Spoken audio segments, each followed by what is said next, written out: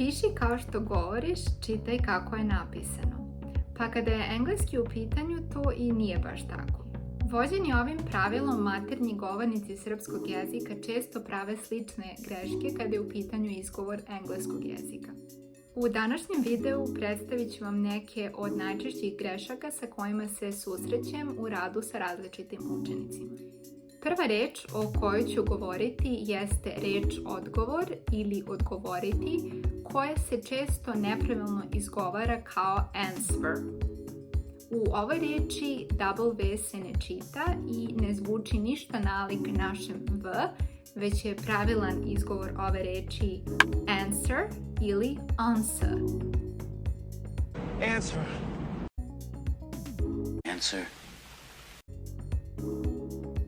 Answer faster, answer faster.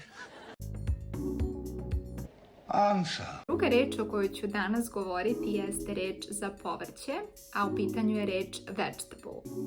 Mnogi moji učenici ovu reč izgovaraju kao vegetable ili vegetable, a ova reč zapravo ima samo 3 sloga i još jednom pravilan izgovor je vegetable.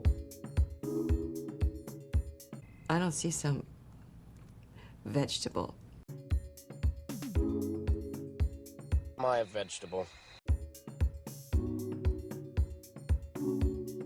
Vegetable, meat, vegetable, meat. Engleska reč za udobno se često izgovara pogrešno kao comfortable. Ova reč u izgovoru ne bi trebalo da sadrži table, tako da je pravilan izgovor ove reči comfortable ili comfortable. Mr. Inman is more comfortable outdoors.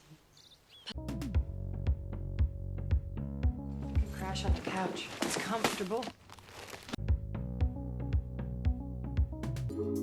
They're comfortable. Sljedeća reč jeste reč zevati na srpskom, a u pitanju je yawn ili yawn. Ova reč se često pogrešno izgovara kao javn ili čak John. Još jednom, ako želite da pravilno izgovorite ovu reč, izgovorit ćete je kao yawn na britanskom engleskom ili yawn na američkom engleskom. Their eyes and started to yawn. Yawn, Ollie. Permission to yawn, sir?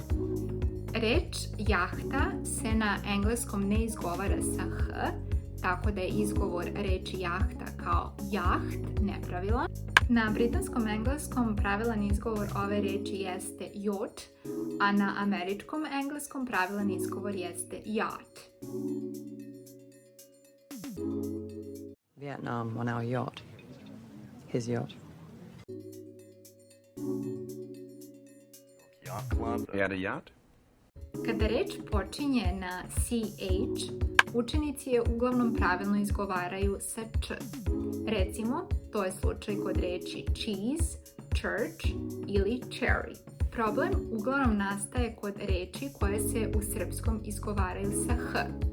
U pitanju su reči kao tehnologija, mehaničar ili arhitektura.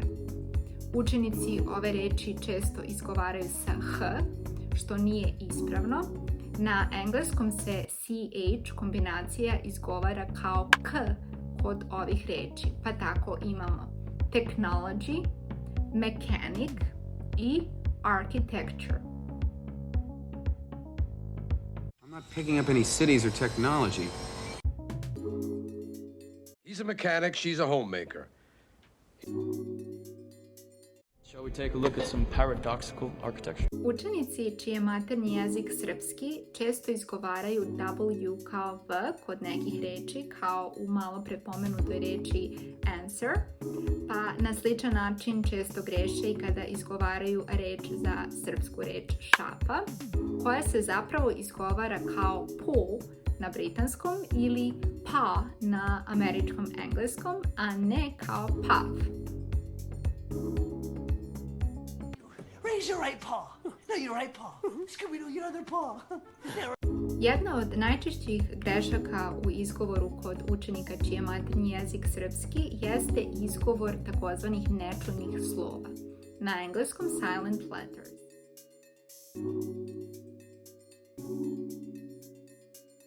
greška u izgovoru jeste upravo izgovor nečujnog b na kraju određenih reči.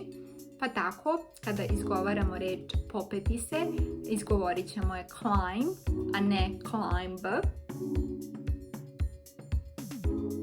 Climb the wall.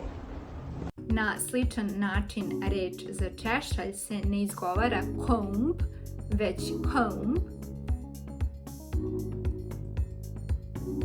One comb. I recimo reč za jagnje se ne izgovara lamb, već lamb. Mary had a little lamb, little lamb. Na sličan način učenici često pogrešno izgovaraju nečujno l u određenim rečima. Reč smiren se na engleskom ne izgovara kao calm, već kao calm. L je ovdje nečujno. Calm down. L je nečujno i kod reči za kredu, koja se ne izgovara kao chalk, već kao chalk na britanskom engleskom ili chalk na američkom engleskom. Does he eat chalk? Isto tako se ni reč narod ne izgovara kao folk, već kao folk. L je i ovdje nečujno. Folk in those stories. Jedna od najčešće pogrešno izgovorenih reči jeste reč za polovinu, koja se često izgovara kao half. L je i ovdje nečujno, tako da je pravilan izgovor na britanskom engleskom half, a na američkom half. Half. Nadam se da vam je današnji video bio zanimljiv i koristan i da će vam možda pomoći da ispravite određene greške u izgovoru koje ste i sami pravili. If you did like my video, please give it a thumbs up, share it with your friends, and subscribe to my YouTube channel. Thank you so much for watching. Goodbye for now.